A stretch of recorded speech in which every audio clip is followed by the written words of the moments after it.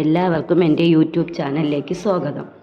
15 വർഷങ്ങൾക്ക് മുമ്പ് ഞാൻ നട്ട മാവാണ് ഈ കാച്ചു നിൽക്കുന്നത്. ഇത് പക്ഷേ എൻ്റെ വീട്ടിലല്ല, എന്നാലും ഞാൻ നട്ട മാവ് കാച്ചു നിൽക്കുന്നത് കാണുമ്പോൾ ഒരു സന്തോഷമുണ്ട്. നമ്മൾ കഴിച്ചിട്ട് കളഞ്ഞ ഒരു തനിയെ മുളച്ച് വന്ന മാവിൻ തൈ ഞാൻ എൻ്റെ ഹസ്ബൻഡിൻ്റെ അനിയൻ്റെ വീട്ടിൻ്റെ ഫ്രണ്ടിൽ നട്ടു. മാവ് 10-15 വർഷങ്ങൾക്ക് മുമ്പ് നട്ടതാണ്.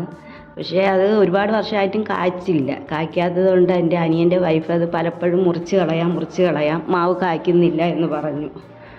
അപ്പോഴൊക്കെ ഞാൻ പറഞ്ഞു അവിടെ നിൽക്കട്ട്, നമുക്കത് മാങ്ങ കിട്ടുമെന്ന്. അങ്ങനെ 2 വർഷം മുമ്പ് അത് ആദ്യമായിട്ട് പൂത്ത് 1-2 മാങ്ങ പിടിച്ചെങ്കിലും അത് പിള്ളേരൊക്കെ പറിച്ചങ്ങ് കളഞ്ഞു. പിന്നെ അത് കഴിഞ്ഞ വർഷവും ആദ്യമായിട്ട് കുറേ പൂത്തെങ്കിലും മാവ് പൂവെല്ലാം പൊഴിഞ്ഞു പോയി 2 മാങ്ങ പിടിച്ച്. അതെന്തായാലും അതിൽ നിന്ന് പഴുത്തപ്പോഴാണ് ഇത് നമ്മൾ തിരുവനന്തപുരത്തിൻ്റെ സ്വന്തം മാങ്ങ കോട്ടൂക്കോണ എന്നറിയപ്പെടുന്ന മാങ്ങയാണെന്ന് അറിഞ്ഞത്. മൂവാണ്ടൻ മാവ എന്നറിയും, കോട്ടക്കൂണ മാങ്ങ എന്ന് പറയും. ഇത് നമ്മൾ കടയിലൊക്കെ വാങ്ങുമ്പോൾ നല്ല വില കൊടുക്കുന്നതാണ്. പക്ഷേ ഇത്രയും വർഷമായിട്ടും അത് കായ്ക്കാത്തത് കൊണ്ട് നമ്മളിനി കായ്ക്കില്ല എന്നാണ് കരുതിയത്.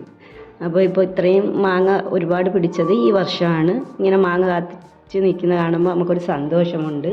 എൻ്റെ വീട്ടിലല്ലെങ്കിലും ഞാൻ നട്ട ഒരു മാവ് 10-15 വർഷം കഴിഞ്ഞപ്പോൾ ഇതുപോലെ നിറയെ മാങ്ങയായിട്ട് കാച്ച് നിൽക്കുന്നത് കാണുമ്പോൾ സന്തോഷം ആണ്.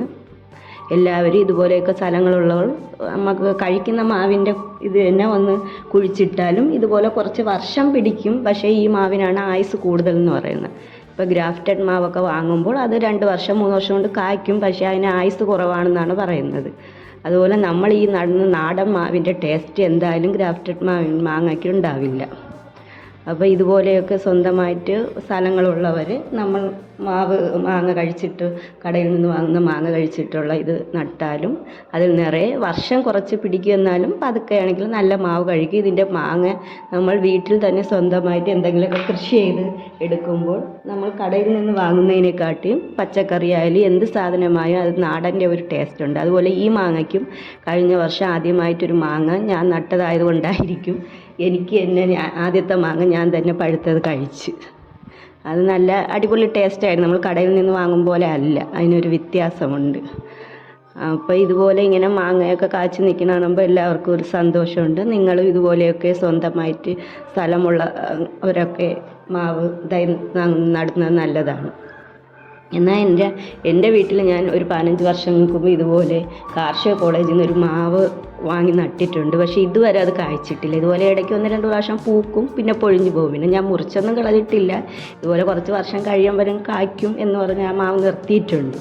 സ്വന്തമായ ഒരു മാവിൻ തൈ വാങ്ങി നട്ട് അതിൽ മാങ്ങ പിടിക്കുമ്പോൾ തന്നെ നമുക്കൊരു പ്രത്യേക സന്തോഷമാണ്.